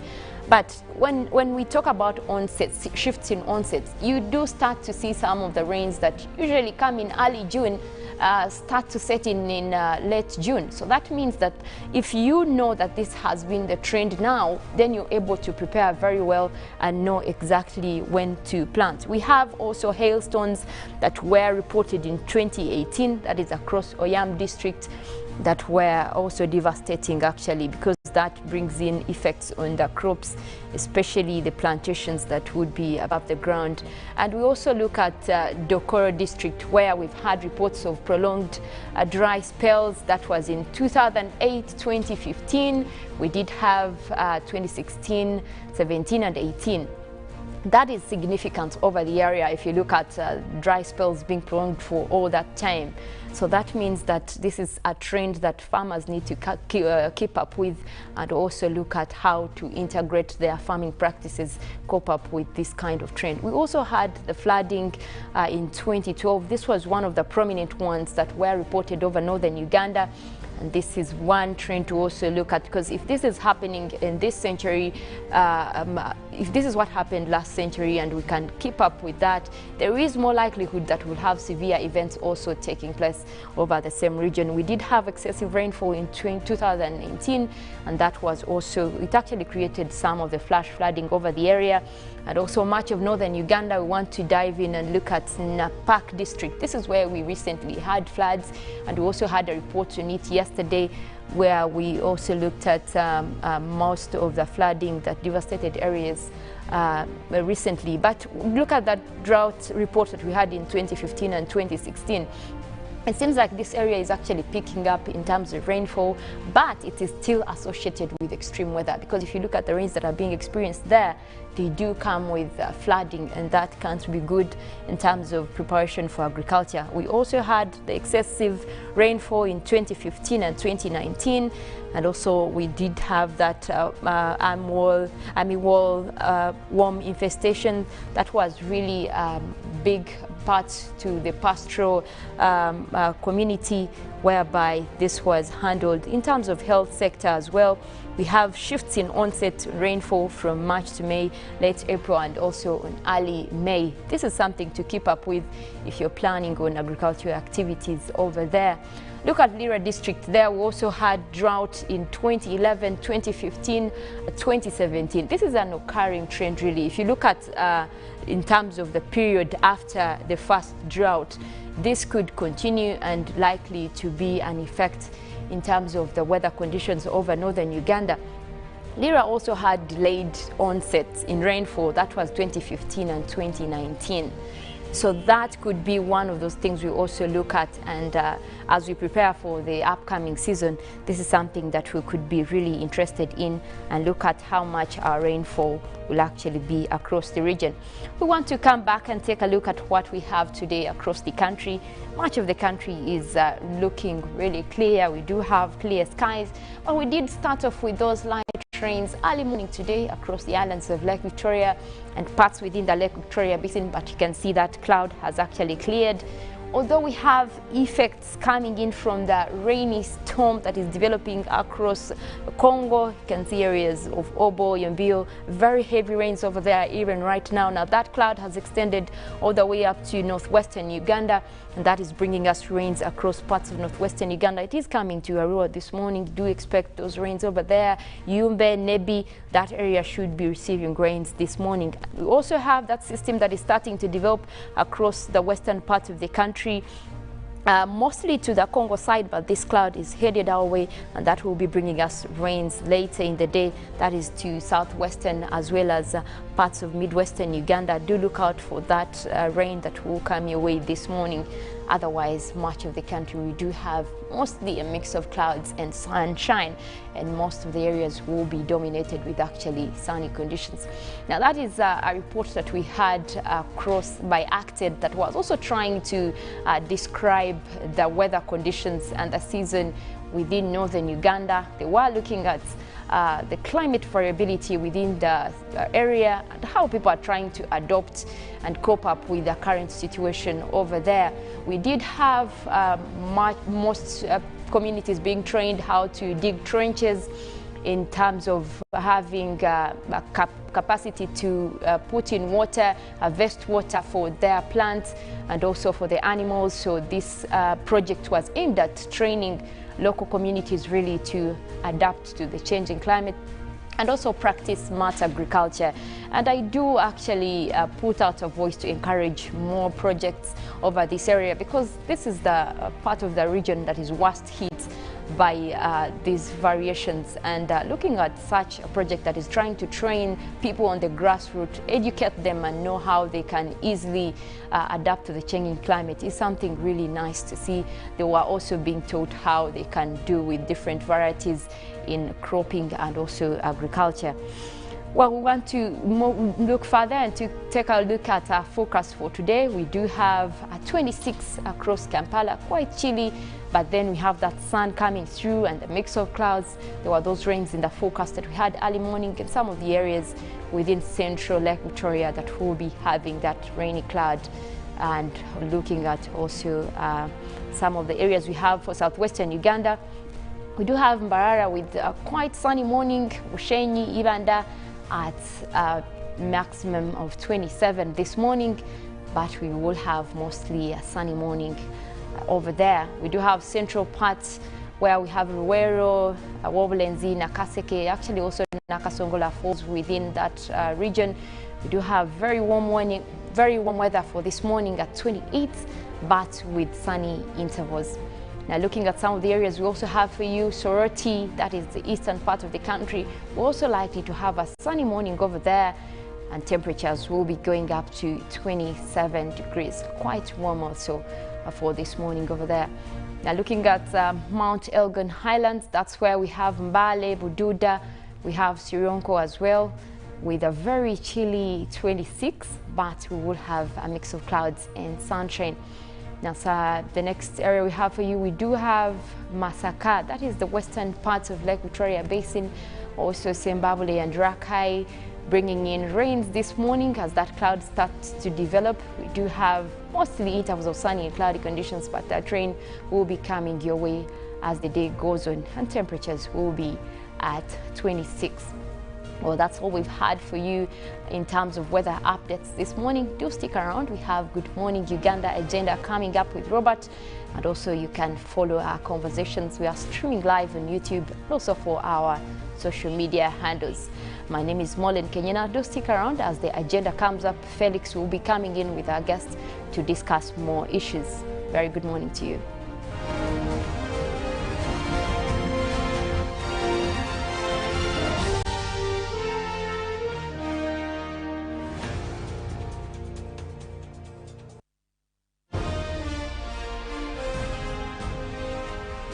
Live from UBC Studios in Kampala.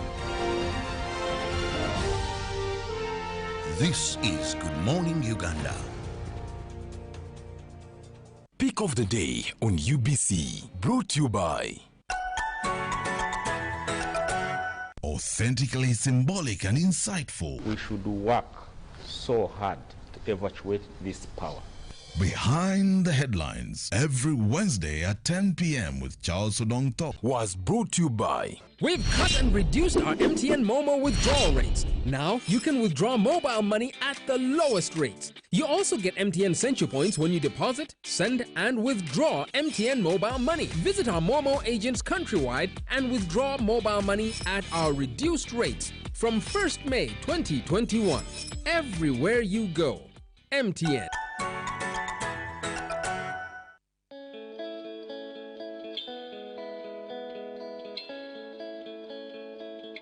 Digital Tracking Solution. The Digital Tracking Solution, DTS, is used by both local manufacturers and importers of products specified by Commissioner in a gazetted notice. It is compulsory for these taxpayers to apply tax stamps. Uganda Revenue Authority, developing Uganda together.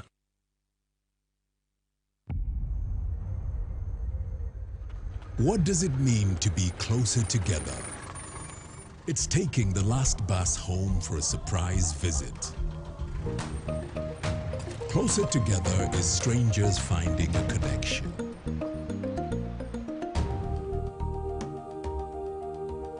It's bringing home something much more than a box. It's the warmth of home, or the beginning of something new. There's magic in sharing the things that we love, because it's those things that bring us close together.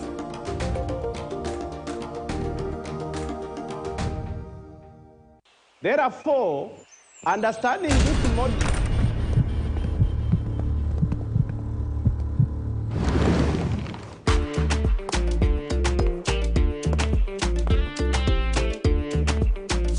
Hey, excuse me, lady. Who do you think you are? A queen? Hey, haven't you heard? Get Airtel Chillax bundles and browse like a queen. Get Airtel Chillax bundles that do not expire and browse like a queen or king. Dial *175# or use My Airtel app. Airtel, the smartphone network.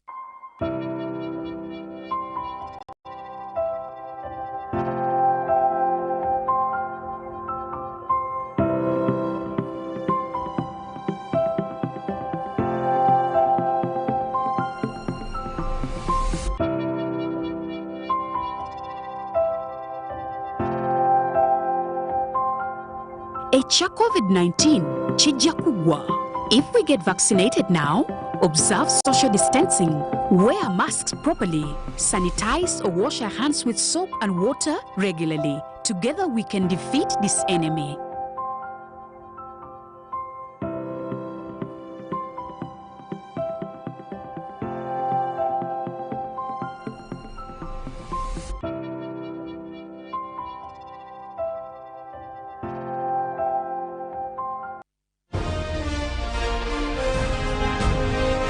Live from Now Avenue in UBC Studios. This is Good Morning Uganda.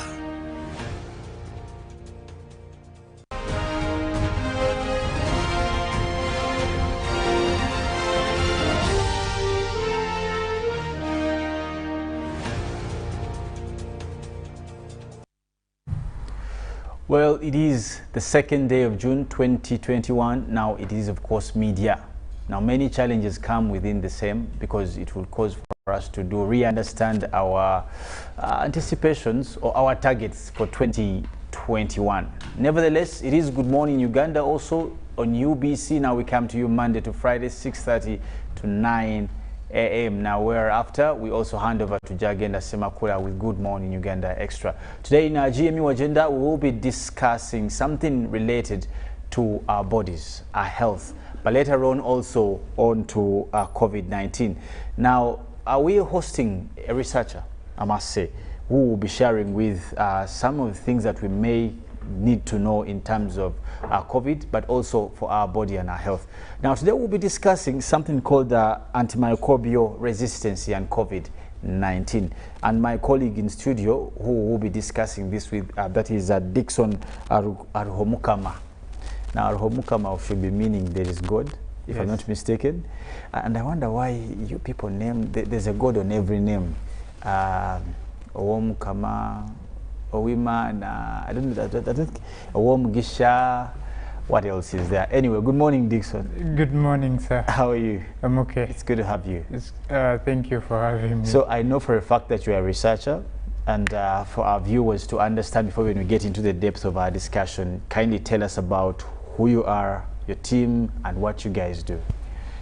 Again, thank you very much for hosting me this morning. My name, like you said, is Dixon Arhomukama. I come from the Department of Immunology and Molecular Biology in the School of Biomedical Sciences at the College of Health Sciences, and I'm a clinical microbiology researcher there. I have in the past and still work with a team of people whom we've been doing research with, mostly focusing on antimicrobial resistance. But with the coming of COVID-19, now we decided that we would answer some of the critical questions around COVID-19. And so we, still with the same group, we ventured into answering a few questions related to COVID-19 to, in a way, supplement on the research that we were doing before. So part of my team, quickly, I work with Dr. David Mosoke. He's a public health researcher at the School of Public Health, as well as Ian Amanya, who also does data analysis for us, and a whole batch of people, yeah. So this whole thing of antimicrobial, what is it? Let's start there. Okay, so antimicrobial resistance, I would say, is what other people define as antibiotic resistance. But I'll put it in a layman's language so that we can be able to understand. So if someone gets a bacterial infection, bacteria are germs, what people know as germs. And so you walk to a health facility and then you're given drugs, which are antibiotics, to treat that germ that is causing an infection. And probably the first time you do it, it clears very well. But then probably later, when you get the same germ and you get the same exact drugs that you used the first time, this time they suddenly do not work, and so you have the infection being caused by the germ persisting in the body. So in that case, then we say your bacteria have become resistant to that particular antibiotic, so then you have antibiotic resistance or antimicrobial resistance. Okay, now keenly to understand again, our viewers out there would also want to understand what is the relationship between this antimicrobial resistance and COVID-19. How do we make them meet to make sense to our viewers?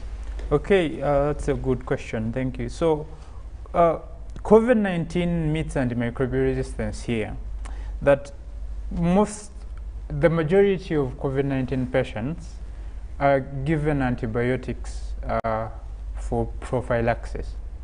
So you find what that is prophylaxis is more preventive, to avoid a preventive way to avoid potential infection by, does that say, mean bacteria. like to help build immunity or not? More or less, yes. Okay. So most of the COVID-19 patients are given antibiotics whether or not they have mild infection or moderate infection, whether or not they have pneumonia or not. So they are given antibiotics as prophylaxis, mostly as azithromycin. Okay, and so how does antimicrobial resistance then arise? Would then say, the question we would need to ask ourselves in that case would be, does every other COVID-19 patient require to have this antibiotic given to them? Sometimes yes, because some of the patients have pneumonia, which could be caused by bacteria in that case, so the antibiotic would work. But sometimes these people... Or the symptoms of pneumonia. Symptoms of similar to pneumonia. So in that case, if the pneumonia is actually bacterial, then the antibiotic would be important. But then you also have like symptoms in pneumonias that are not really bacterial, which are viral. And so it would be tragic to actually... and these would be like which ones, for example? So pneumonias are pneumonias, if I may put it in layman. Yeah. But the symptoms of how viral pneumonias and bacterial pneumonias present are the same, more or less. So you can only establish that after you've taken probably an examination or something. Yes, which is a problem, because then we do not have the appropriate diagnostics to be able to tease for us that this is actually viral pneumonia and this is a bacterial pneumonia. And that is why most clinicians will go out and say, okay, since there are pneumonia-like symptoms, probably we should give an antibiotic. Yes. Yeah. Maybe it's bacteria, but some pneumonias are viral. So when someone probably is posed with COVID-19, the expectation would be by far that they may have, or the question would be, does someone getting COVID-19 mean that they must have a pneumonia? It could be viral, yes, in most cases. On a larger extent, if I may say. To a larger extent, they will have the viral pneumonia because they present with pneumonia-like symptoms. Yes. Okay. The question now is the pneumonia viral or bacterial? Yeah.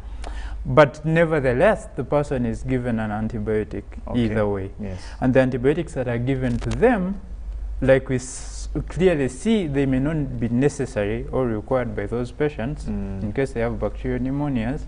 But also the nature of the antibiotic that is given to this patient is also what we need to discuss. Okay. Because most of these patients are given antibiotics that are classified as broad spectrum. So broad spectrum do not target any specific bacteria, so they are broad. It's a blanket. It's a blanket thing to capture anything that may come that fall within the net. Fall within the net, which is extremely dangerous because then you continually expose the germs, that the bacteria that we live with normally in our bodies, to these antibiotics, which are broad spectrum. Yeah. And continually we excite resistance to develop within these particular germs. And when the true sickness manifests. When the true sickness manifests, then you do not have alternatives because then the actual germs or the bugs have already been sensitized to the antibiotic initially, and now they are resistant to the antibiotic, so they cannot be killed by the antibiotic you're administering later. And maybe just also to bring in something, would that mean that most times one of the causes of such a scenario would be self-medication? Like self-medication. We have seen most people in Uganda or third world countries, they do a lot of self-medication. So would it be one of the causes? Yes, so again, you speak rightly, because as we've seen, because of COVID-19 again and the so many restrictions, just like we saw in the lockdown, people have not been or were not able to access health facilities, so they were restricted to home and around their homes.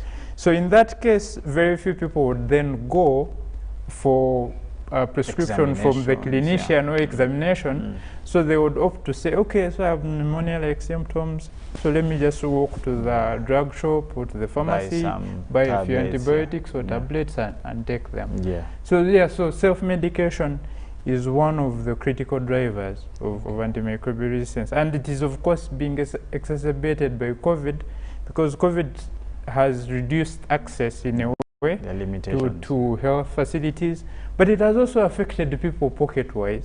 Because then when you reduce the monies people have in their pocket, so you reduce their capacity to be able to go to the to get good medical attention. So in a way they opt for self prescription, and so that in a way exposes them indirectly to the dangers of getting antimicrobial resistance likely. In terms of COVID, we most recent now there's a conversation about what one would call the new wave. COVID-19 is sort of like getting now on the rise. Our viewers would want to know, how does this research that you guys carried out assist us in most recent times amidst this COVID thing? What kind of assistance do we get from your research and your team? Okay, yeah, so I will now dive in, again, thanks for the question, into, like I said quickly, we were doing antimicrobial resistance research at first. And then when COVID kicked in, we said, okay, why don't we do some research to actually inform what is happening in the field of COVID-19? So we opted to do a study, we conceptualized a study at the beginning of COVID-19 that really focused on face mask use. Okay. Yeah, and so we went out to ascertain two things. One was to ascertain whether or not face masks were actually an acceptable protective measure against COVID-19. And so we focused on people from what we defined as the high-risk group individuals, people that were in the market, people that were police officers, traffic officers, and health workers. Yes, we did interactions. This was an interaction-based study. And we found that Ugandans were actually okay with wearing face masks as a protective measure. But the other question we asked ourselves was, with the so many masks that were really flooding the Ugandan market, be it homemade, be it surgical, be it whichever, which ones were really effective? Which ones would give us better protection against COVID-19? So we went ahead in our work and we dived into ascertaining the efficacy of the different types of face masks that were circulating on the Ugandan market. So we sampled so many face masks, and we did a series of laboratory tests on them with people, with volunteers, to see whether or not which masks were really effective. And in our findings, we found that surgical face masks were the most effective masks. But then we realized that because these are for high-end people, high income earners and what, because we had found out that even when surgical face masks were the most effective, they were mostly the ones that had been bought from the pharmacies and not the streets, as our research suggested. So we again went ahead and deeply studied the homemade face masks to see which ones would have been more effective, but also would give people an option to use continually. So the reusability component. And we found out that the double-layered face masks were very effective. But those that would have strings that would allow someone to actually tie them around their head and not necessarily attaching them to the ears. Yes, so we did that work. And then we published our findings and we disseminated our findings widely. And allow me thank the Makerere University Research and Innovations Fund, which funded that particular piece of work. And so that is, in a way, how we are informing COVID and COVID control. in a way. Now, just back to the antimicrobial resistance and COVID-19. Many a times people talk about resistance in terms of building our bodies to have resistance and and all this. We have also been told that when this virus finds your body immune system low, it will not leave you well, or when it finds you with other pre-existing conditions. So it means that it is also important for us to work backward. Let us start from the point where we can build the immunity, where we can build our body to be a bit resistant. What would be the comment on that and in terms of your research? So again, yeah, thank you for the question. So COVID is interesting in a way, and I will tell you why.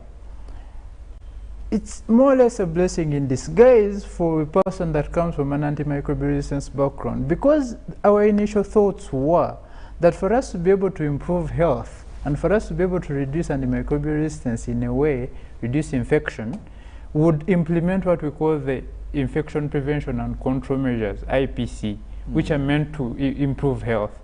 One of the things that we've always been talking about is hand washing, for example. Yeah.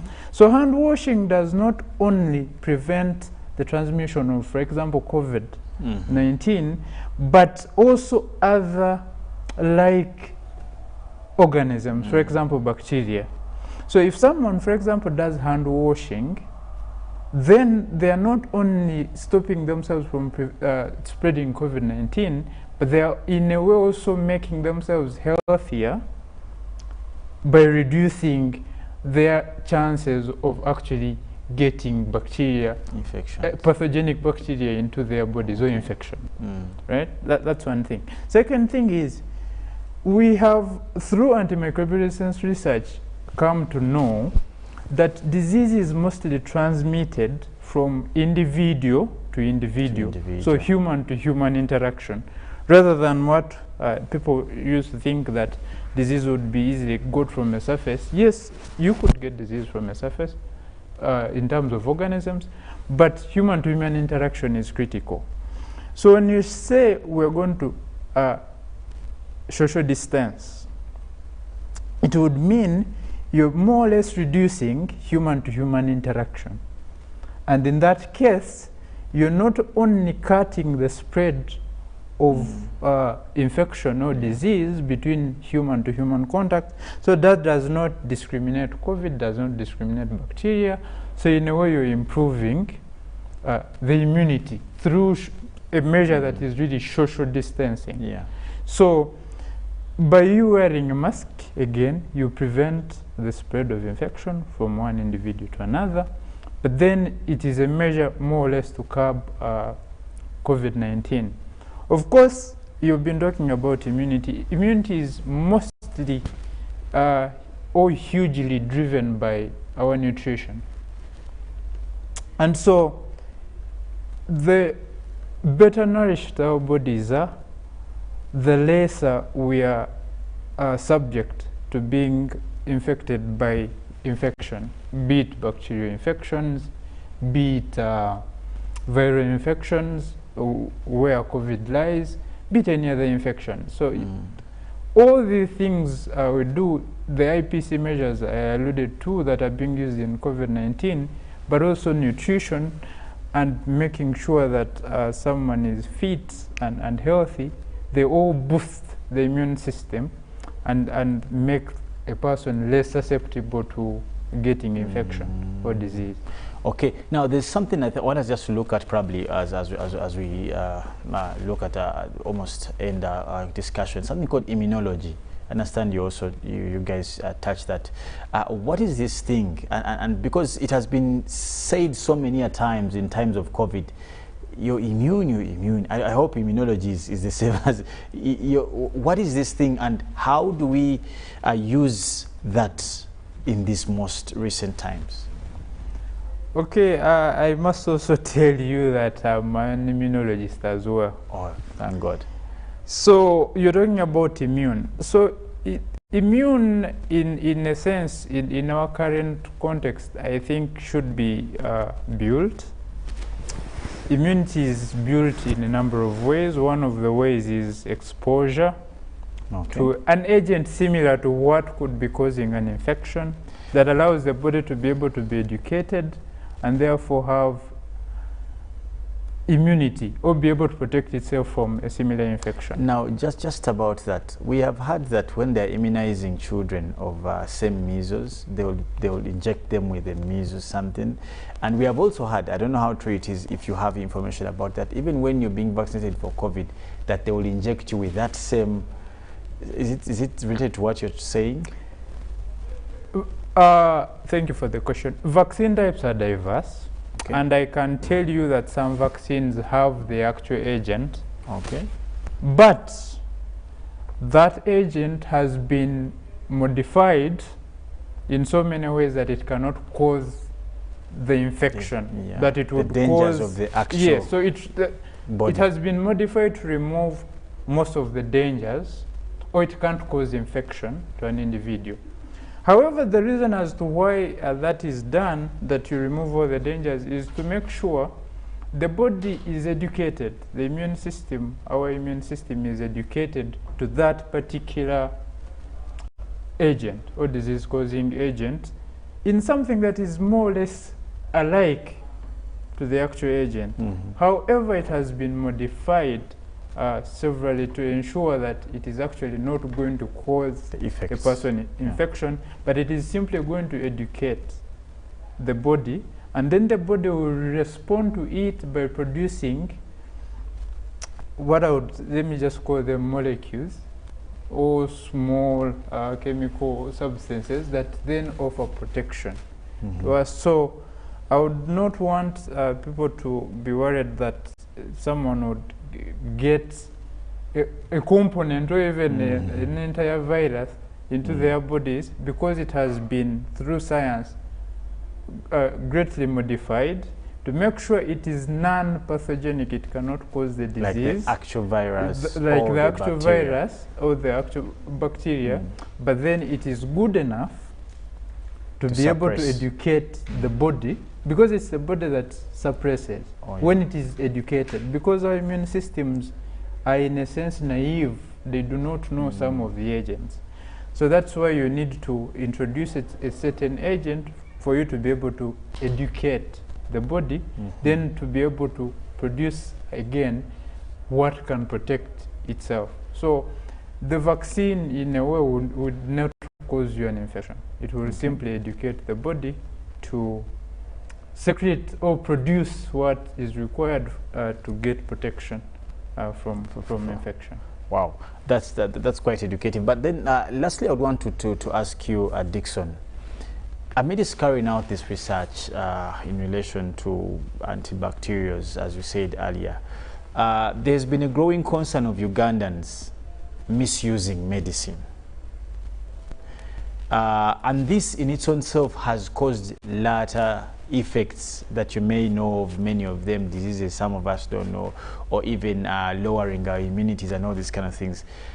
What is your best advice to Ugandans in terms of, and one of them I mentioned them earlier, that was self-treatment, self-prescription and all these things.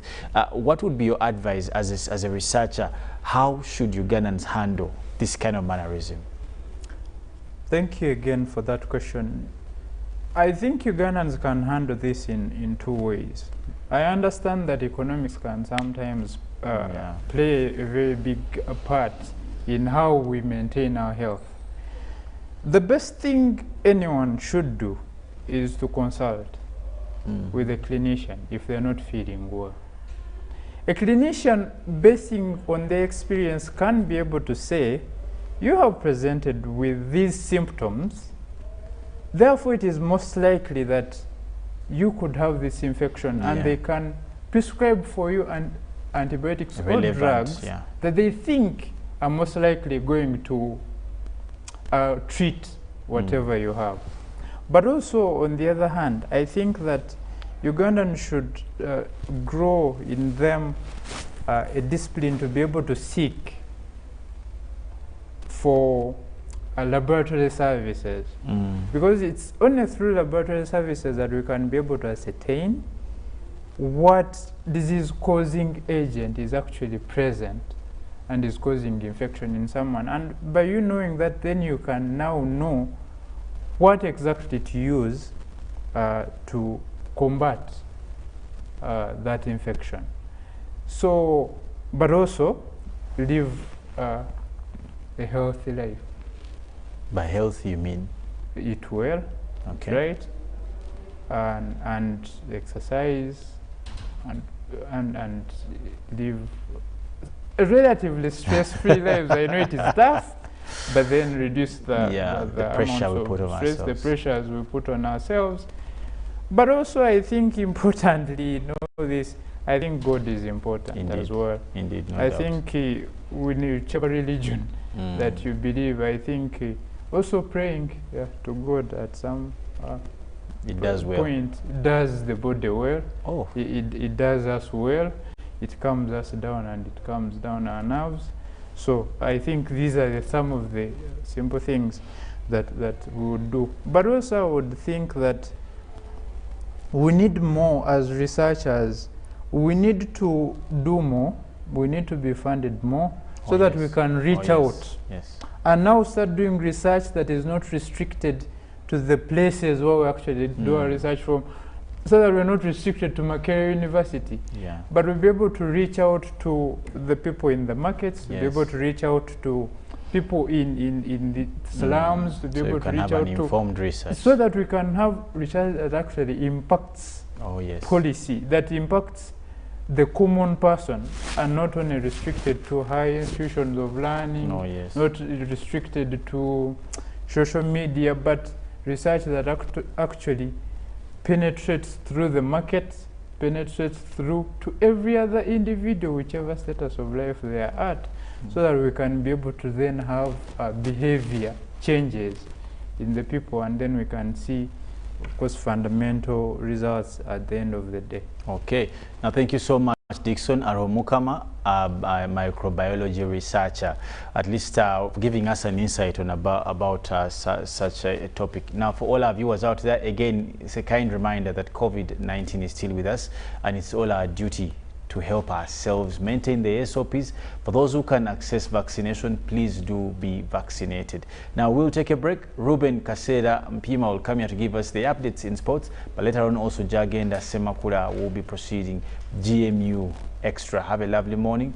Take care of yourselves, and God bless you.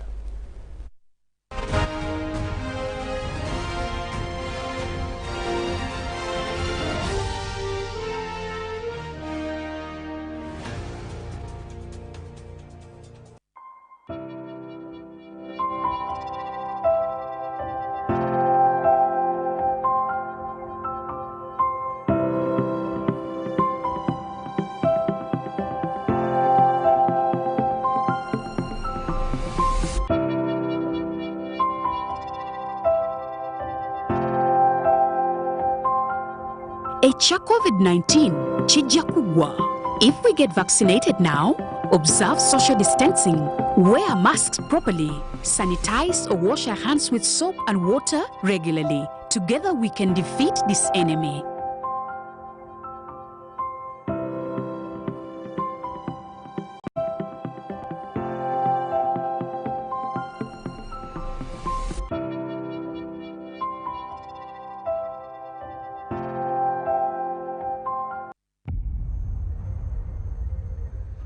What does it mean to be closer together? It's taking the last bus home for a surprise visit. Closer together is strangers finding a connection.